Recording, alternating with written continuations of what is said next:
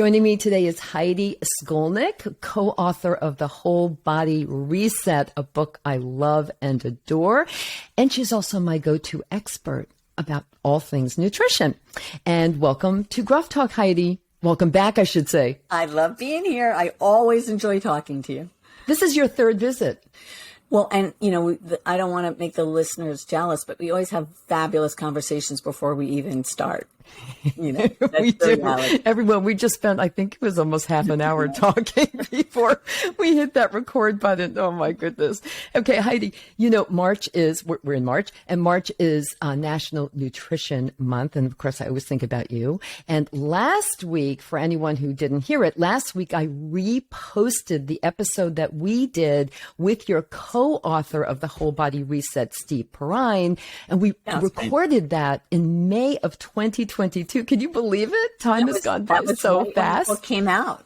Yeah, exactly. It was a great conversation about protein timing and a lot of other really great things. And so that ran last week. But today I brought you on because I wanted to, in honor of National Nutrition Month, I wanted you to tell us your top 5 most important things that we need to eat every day if possible. And we're going to do it like a David Letterman, although he does, or he used to do, he's no longer on the air, but he would do the countdown to 10 to number 1. So we're going to do a countdown starting with number 5. So let's go. Okay, Heidi, what's number 5? So number 5 is calcium. Of course, for bone health. It actually helps for blood pressure too. You know, we forget that it does more than one thing in our body. But, you know, even though we are past our bone building years, we still need to pay attention to getting that calcium in so we're not taking calcium out of our bone bank. You know, think of it like your retirement account, right? You know, if you have money coming in, you don't have to touch it. If you don't have money coming in, you got to take some out. And so your bone bank is there to be used if it needs. But if we're taking enough calcium, we don't have to touch the bone bank. What are some of the best sources of calcium? So, you know, here's the thing. Dairy's gotten a bad rap. I'm a very dairy positive, nutritionist. And so it still is a great source. Now, in other countries where people might not have as much calcium, they might eat a lot of fish with bones in it, or, you know, seaweeds with high calcium.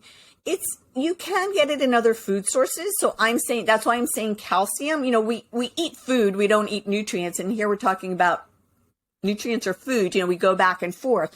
So you can get calcium in, clearly, you know, milk and yogurt and cheese are the best, easiest sources around. And I think they're affordable, they're accessible, and they're nutrient rich. People think things like almonds, which are a fabulous nutrient positive food, but you know, you'd need to eat 3,000 calories worth of almonds to get enough to, you know, hit your 1,200 milligrams a day. So the same thing with broccoli. Yes, it has some, calcium in it. Collard greens are high. So some of the darker greens. So collard greens are really high in calcium. Turnip greens are high in calcium. Sesame seeds are actually a pretty good source if you're looking for non-dairy sources. So, you know, I mean, I'm not going to go over every single food here that's high in calcium. You can look that up through the Bone Health Foundation. Bone Health and Osteoporosis Foundation. Yes, that's a great idea. Yes. And also for me personally, I found that as I got older, drinking milk did upset my stomach a little bit, but there are things like Lactaid, you know, you can get the calcium without the lactose. And also, I'm a big believer in cottage cheese, and you can get in half a cup, you can get 15 to 20 grams of calcium. Yeah. And also protein. Right. You can get a lot of protein from cottage cheese as well. Yeah. Cottage cheese, actually, it's interesting because it is a cheese, but it's not actually, because it is a little higher in protein and the way is, you know, the way it's created. It's not as high in calcium as other cheeses. Okay. And yet something like a cheddar cheese you could get that has no lactose. It's lactose free. No, so you can. I didn't know that. There's plenty of cheeses you can get that are low in lactose, and a lot of times, even those people who are lactose free can have smaller amounts or have it with other food. And so, if you think you're lactose free, you don't necessarily have to avoid all dairy. Like again, you might handle yogurt well. So that's individual, and I think beyond sort of the scope of what we're talking about here, because I think the real point for today is that you got to get your calcium in.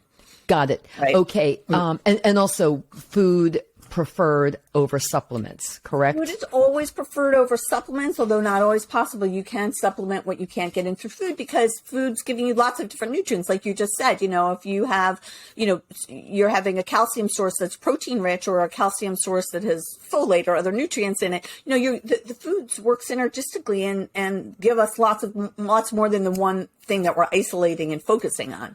Right. Rarely only a source of only one thing. Right. So have a conversation with your healthcare provider about that if you need supplementation. Okay, let's move on to number 4. So 4, I'm torn between what I want to say here. So I might end up splitting. So as we get older, B12 is not something we think of. It's pretty abundant in food, especially if you are eating animal proteins. But we also begin to, our bodies change. We absorb less. Our microbiomes change. We lack what's called intrinsic factor. And we may not be absorbing B12 as well. So B12 is one where you might want to have it in a multivitamin. You might want to, you could get it tested, I guess. But, that's one where, when we look at multivitamins, it's like it doesn't help with heart disease. Okay, maybe. But there's a lot of, sort of building the gaps in your diet. And B12 is one that we just might need. More of us need it as we get older. And the foods that are best, you said animal sources? Yes, animal sources are best for sure. You don't find them except in nutritional yeast.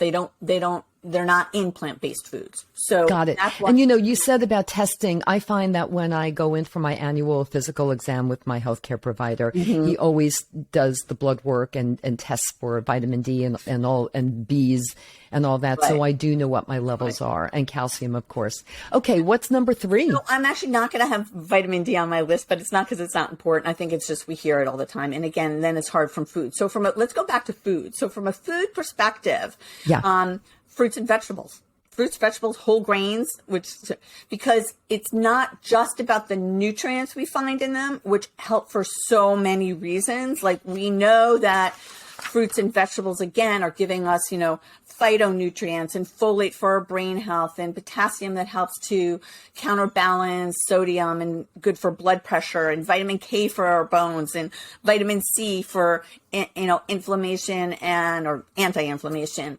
Collagen formation and tissue repair, all these things, magnesium, phytonutrients, hugely important. So they just give us so much.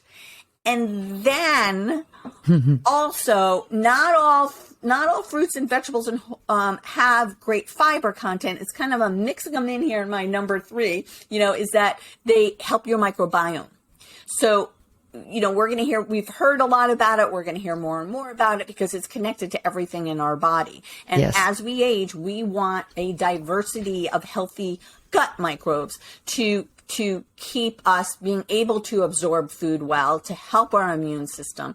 And it's just connected again to our, there's blood.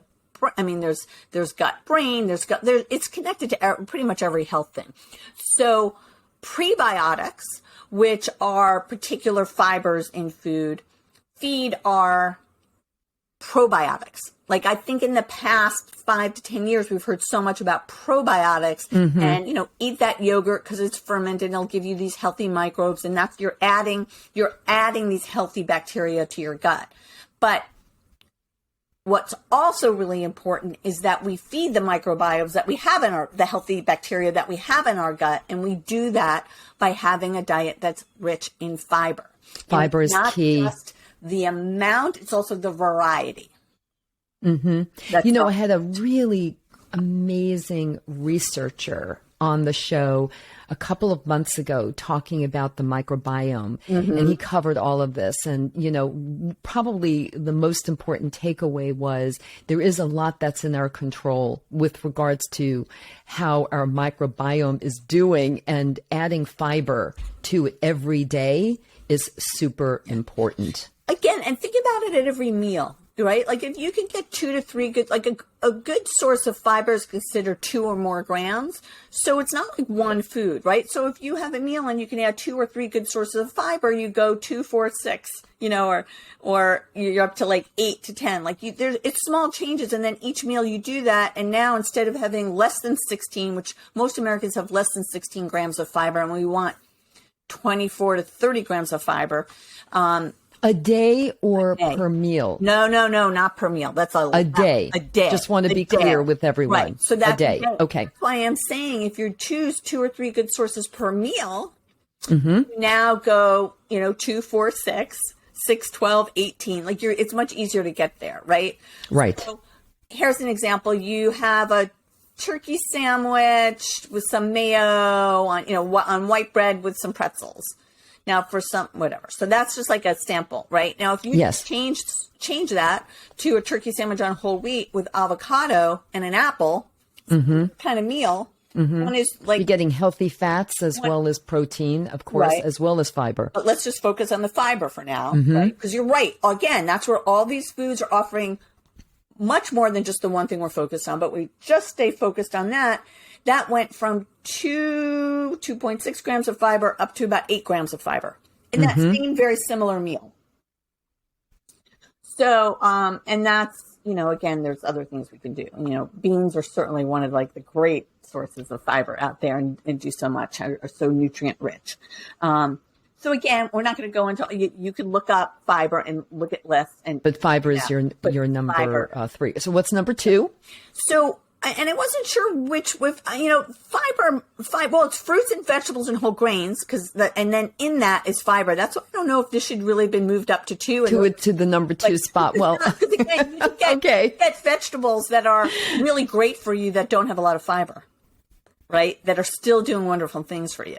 Right. So, and maybe really, in general, what you're saying is like we've been advocating for so many years for a healthy life and to how to age better is make your plate, make the vegetables and fruits the star of your plate. Right. I think it's a balanced plate. It's not just about it being the star, because the star can have a smaller role and still shine. When you look at a balanced plate, it is about a half your plate coming from, depending on how active you are. The more active you are, the more grains you need, the more starchy grains you need. So now moving on. So number 2 would be omega-3 fatty acids because again, it helps our brain. And the thing that I learned about writing the Whole Body Reset was this, just like I'm going to go back and forth now. So for a second, going back to those fruits and vegetables, no one's ever said don't have fruits. I'm like, that's not new, but our understanding of why it's so important for us, actually fruits, vegetables, and whole grains, because of the fiber. We thought of fiber really only as it related sort of to colon health or, helping stools, help you feel full. Those sorts helps with cholesterol. So there were a lot of reasons, but now we add the microbiome. Yes. The same thing with the omega-3s. We're understanding it more and more and differently about what it does. And I don't totally understand the science yet. It's sort of it's evolving. It's evolving and it's becoming more clear, which is its role in, I don't think we think of omega-3s that relates to our brain, but we don't think of it as it relates to our muscle. And again, muscle is so important. And there's something especially as we get older. Right.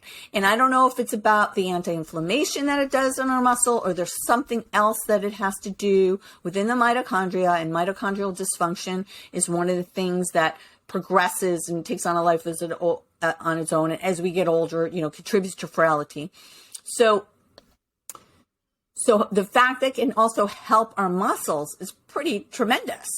That's new information. I actually didn't know about that, Heidi. This is really fascinating. Yeah, reread the Whole Body Reset, and it is in there. We do touch on it. It's just not the focus of the book, but we do touch on it because, again, remembering that maintaining your muscle is really the cornerstone of almost all the diseases we think of or conditions we think of with aging and getting in the way of being healthy. I mean, more muscle reduces your risk of diabetes. It helps your muscles are like a clearinghouse for sugar and also helps with insulin, sensitivity, and it relates to, I mean, it's just it's on and on. 2 weeks ago, I did already reference last week's episode where you and Steve Perrine were on talking about the whole body reset and protein timing.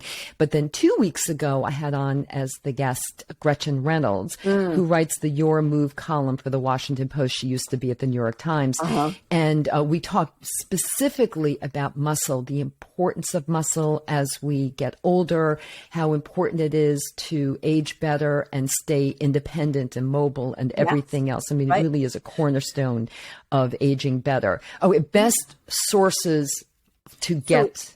Again, so there's that muscle, like you were saying, it's strength, it's bone health, right? Your muscle is on bone, it's blood pressure, it's cognitive health, it's mood normalization, mobility, as you mentioned, supports your immune function, your gut health, heart disease. It's so much. It is the cornerstone. Yep. So that would be protein is for sure the number one, I'm saying, and we need 25 grams if we're women per meal, 30 grams if we're male per meal. If you're a little smaller, a little less. If you're bigger, a little more. It's based on your lean mass. Since most of us don't know what our lean mass is, it's based on our weight. And this is we're not talking about a high protein. We're talking about a little bit more than what the RDA would say, because it relates to that anabolic resistance we have as we age, right? We don't make muscle as easily as when we were younger. So we need a little bit more to press that muscle building button. And so we need to get that protein in at each meal. It's distribution and dose, right? So you can't wait and just have a nice big dinner and then think you're good. Right, which is what I think the typical American does, is they'll have that meat and potato dinner, but kind of eat sparsely throughout the day, not have eggs in the morning. I mean, maybe on weekends, the brunch, but otherwise I think we have to really switch things around. Exactly. So that's my list. Yeah, it's a great list, Heidi. Thank you so much. Great list. One thing I wanted to ask you, though, we moved on very quickly from number 2, the omega-3s. What are the best sources of omega-3s? Just very quickly. Supplements in this case, or fish oil? You can get fish. You can eat fish, but many people don't. And again, that's where a supplement could be, very helpful. I think it's probably pretty hard to get for many people to get enough in without that. Okay. Heidi, thank you so much for... you want to add something? Go for it. This was nutrition.